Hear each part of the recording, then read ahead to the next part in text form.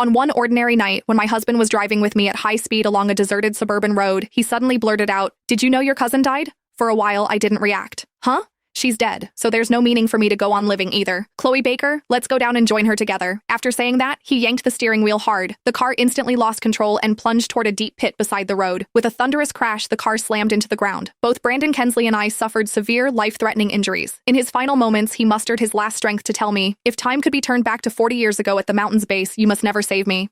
That day, she also passed by the mountain. If you hadn't taken me away, I would have met her first. After saying that, he drew his last breath. Filled with questions, resentment, and anger, I could only die with my eyes open.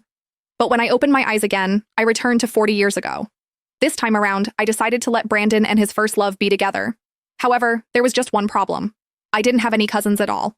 I looked down at Brandon, who was lying there battered and bruised. Without a second thought, I leaned over and gave him 2 sharp slaps across the face. He jolted awake, his eyes darting around in confusion before narrowing into a look of pure, unadulterated rage. "Get away from me! Don't you dare touch me! Stay the hell away!" I froze for a second, then a cold laugh escaped my lips. Ah, I see. He's back from the dead too. In my previous life, I did everything for this ungrateful jerk. I spent every cent of my tuition money to save him and begged every doctor in the county for help.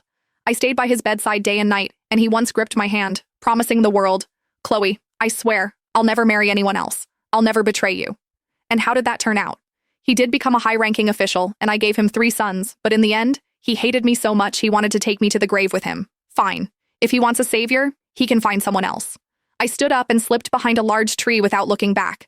I wanted to see for myself who this dream girl was, the one he'd been obsessed with for 40 years. A few moments later, our neighbor Taylor walked by, swinging a basket and acting like she didn't have a care in the world. Brandon, who had been playing dead on the ground, suddenly started thrashing around the moment he saw her. "Miss, please, help me. I'll make it worth your while." Taylor stopped, her face twisted in immediate disgust. Brandon panicked and quickly threw out an offer. "My family has money. If you save me, I'll give you $450. In this poor backwater town, $450 was a small fortune. Taylor's eyes lit up instantly. "All right, you've got a deal." As I watched her easily hoist Brandon onto her back, I felt nothing but mockery. In my last life, I nearly threw my back out trying to carry him home. Now, finally, someone else could deal with that mess. With the truth out in the open, I could finally go home in peace. I reached into my pocket and felt the money I'd made from selling hazelnuts, my resolve hardening. In my previous life, I gave up my spot at a top-tier university just to put him through school. This time, this money was staying with me. In my last life, I turned my life into a joke for him. This time, I grabbed my suitcase and headed for the door. But just as I was about to step out, the dream girl herself, Taylor, came bursting in.